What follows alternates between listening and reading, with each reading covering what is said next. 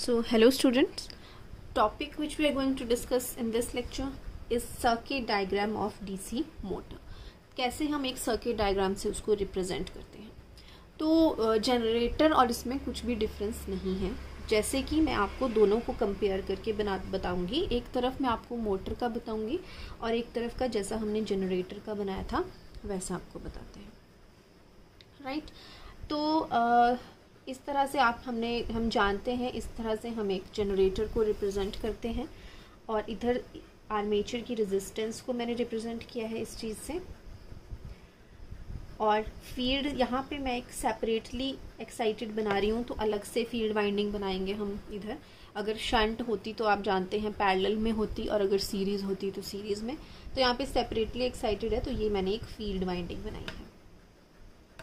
तो बेसिकली ये वाला आपका आर्मेचर है और ये आपका फील्ड है। तो फील्ड में तो हमें दोनों में ही, चाहे मोटर हो चाहे स्टेटर हो, दोनों में ही हमें एक फील्ड सप्लाई देनी पड़ती है, फील्ड वोल्टेज। तो यहाँ पे मैंने दोनों में ही ये VF इधर मैंने अप्लाई कर दिया। फील्ड वोल्टेज हम देते हैं और दोनों ही केसेस में आपका फील्ड करंट फ्लो करता है, जिसकी वजह से आपकी मैग्नेटिक फील्ड एस्टेब्लिश हो जाती है। और दोनों में मैंने यहाँ पे फील्ड की रेजिस्टेंस को मेंशन कर दिया है RF। नाउ अब आर्मेचर वाले सर्किट की तरफ आते हैं। तो आर्मेचर में आप जानते हैं कि जनरेटर के केस में आप जानते हैं कि यहाँ पे हम अपने रोटर को मैग्नेटिक फील्ड में, जो कि फील्ड सर्किट की वजह से मैग्नेटिक फील्ड बनी है, उसमें हमें जनरेटर में खुद से रोटेट करवाते हैं और इसमें यहाँ पे वोल्टेज जनरेट हो जाती है EA, जो वोल्टेज इंड्यूस हुई है। और इस वोल्टेज की वजह से ही अगर हम टर्मिनल में कोई भी लोड कनेक्ट कर दें, एक्सटर्नली कोई इक्विपमेंट या जिसको भी हम करंट सप्लाई करना चाहते हैं, तो सर्किट कंप्लीट हो जाएगा और इस वोल्टेज की वजह से यहाँ पे करंट फ्लो करना स्टार्ट कर देगा, IA करंट, जैसा आप जानते हो। और कुछ वोल्टेज जो है वो आपकी आर्मेचर रेजिस्टेंस में भी ड्रॉप हो जाती है, जिसको हम IaRa वोल्टेज कह सकते हैं। यहाँ पे मैं सिर्फ अभी इसकी रेजिस्टेंस RA लिख रही हूँ। यहाँ पे जो वोल्टेज ड्रॉप होगा, you know, that is equal to I into R। तो यहाँ पे जो टर्मिनल पे वोल्टेज आपको मिलेगी उसको हम VT से रिप्रेजेंट करते थे जनरेटर के केस में, ठीक है। हो सकता है हमने जो पहले डायग्राम बनाया हो वो कुछ इस तरह से बनाया हो, इस तरफ मैंने लोड कनेक्ट किया हो, तो it doesn't make any difference कि मैं लोड यहाँ इस तरफ सर्किट बना रही हूँ या इस तरफ मैंने बनाया है। तो इतना तो आपको क्लैरिटी होनी चाहिए। तो अब इसके लिए हम इक्वेशन कैसे लिखते थे, क्योंकि यहाँ पे करंट आपका EA की वजह से फ्लो करता था, तो वोल्टेज आपकी EA थी टोटल। और EA कहाँ पे कंज्यूम होती थी जनरेटर के केस में, कुछ वोल्टेज आपकी यहाँ पे खप जाती थी इस रेजिस्टेंस में, that was equal to IA into RA, और बाकी जो थी वो आपको टर्मिनल पे मिलती थी। तो EA जो था वो IaRa प्लस VT के बराबर था। और ऐसे भी लिख सकते थे, जो VT टर्मिनल पे आपको वोल्टेज मिलती थी वो कितनी मिलती थी, जितनी जनरेट हुई थी उसमें से जो वोल्टेज ड्रॉप्स हो गए उसको हम माइनस कर देते थे। तो VT को हम कैसे लिख सकते थे, IEA माइनस IA, RA लिखते थे, यहाँ से भी आप देख सकते हो, ठीक है। और कई आप बुक्स में देखेंगे वहाँ पे ब्रश ड्रॉप को भी अलग से कंसीडर किया जाता है। मींस वहाँ पे जो मैंने यहाँ पे वोल्टेज जनरेट होके आपको बताया कि जहाँ से ये वोल्टेज जनरेट हुई, कुछ आपकी इस आर्मेचर की रेजिस्टेंस में खप जाती है और बाकी टर्मिनल पे मिलती है।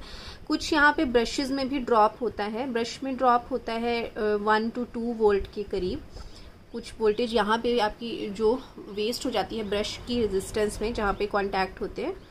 तो मतलब EA जो है वो कहाँ पे जा रहा है, कुछ ब्रश ड्रॉप हो जा रहे हैं, कुछ IaRa, कुछ VT। तो कई बुक्स में यहाँ पे +2 वोल्ट भी लिखा जाता है, ठीक है, एडिशनल, जो ब्रश ड्रॉप के लिए रिप्रेजेंट हम करते हैं। तो उस आपने अगर वैसे लिखना है तो आप वैसे भी लिख सकते हो, मतलब आपने कंफ्यूज नहीं होना है। आप मेंशन कर देंगे यहाँ पे कि brush drop is equal to 2 volt.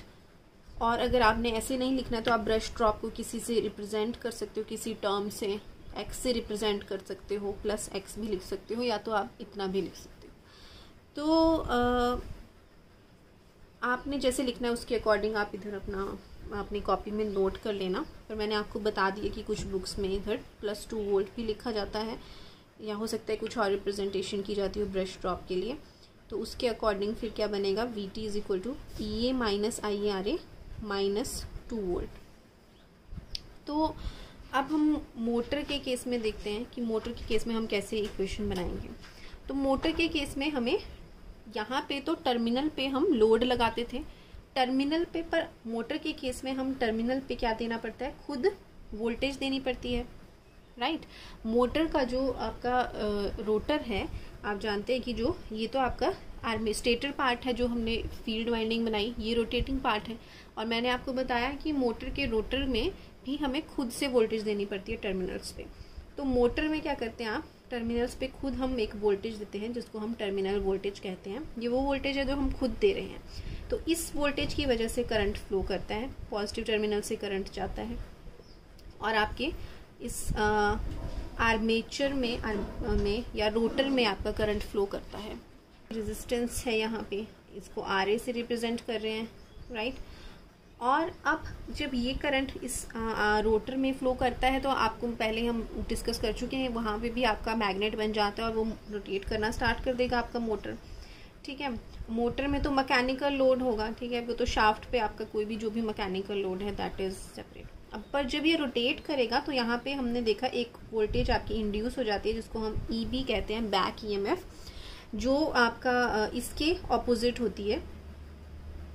तो ईबी को अगर मेरे को रिप्रेजेंट करना हो तो कैसे करेंगे हम, इस तरह से होगा ये, राइट। तो ईबी इस डायरेक्शन में होगा, मतलब अगर ईबी की वजह से करंट फ्लो करना होता तो पॉजिटिव से निकलता इस डायरेक्शन में, जो कि वीटी से ऑपोजिट होता, ठीक है, इस तरह से होगा ये, इसको अपोजिशन तभी देगा। तो पर करंट ऑब्वियसली ईबी कम होता है, वीटी ज़्यादा होता है, ये हम डिस्कस कर चुके हैं, इसलिए करंट आपका वीटी से ईबी की तरफ फ्लो करता है।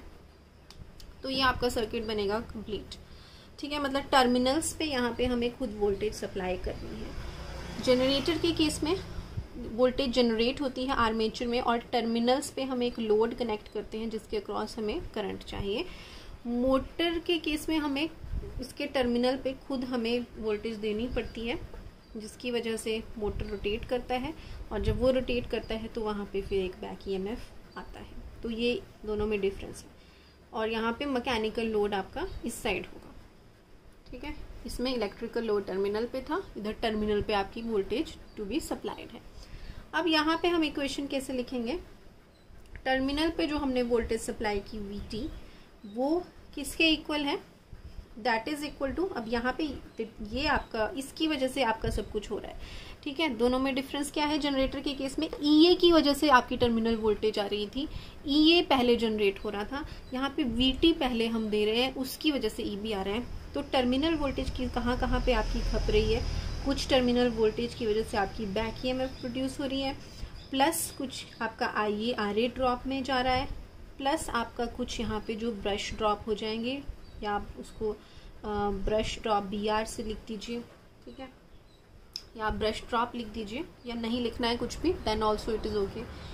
तो क्योंकि कई बार क्वेश्चंस में ब्रश ड्रॉप कुछ भी गिवन नहीं होता, तो आप इतने इक्वेशन भी कंसीडर करते हैं। सो ये आपकी फाइनल इक्वेशन है, प्लस ब्रश ड्रॉप। सो आपने सर्किट डायग्राम बनाना है डीसी मोटर का, और कंपैरिजन आप अपने अंडरस्टैंडिंग के लिए साइड में ये भी बना सकते हैं। तो यहाँ पे आपने हर एक टर्म को पहले अपने आप कॉपी में, आप जो नोट्स बनाएंगे आज के लेक्चर के, इसमें आपने ये डिफाइन कर देना है that VT is the terminal voltage which is applied to the state rotor. After that you have to write that due to VT armature current flows, and due to which the rotor magnetic field sets up, means जब rotor में current flow करेगा then उसमें भी एक magnetic field और magnetic poles बन जाते हैं, या rotor magnetic poles form when current flows through the rotor. Now due to the interaction of rotor and stator poles, the rotor begins to rotate. That much you have to write. Now due to this rotation, when conductors conductors rotate in the magnetic field, then some voltage is induced due to electromagnetic induction which is opposite to the applied voltage. ठीक है, तो मतलब उसके current को oppose करेगा, तो which is जो EMF induce हुआ है that is your back EMF. यहाँ आपका इक्विवेलेंट सर्किट डायग्राम है और terminal voltage is equal to back EMF plus the drop here in the armature resistance IaRa drop plus brush drop. So that is your final equation. So thank you.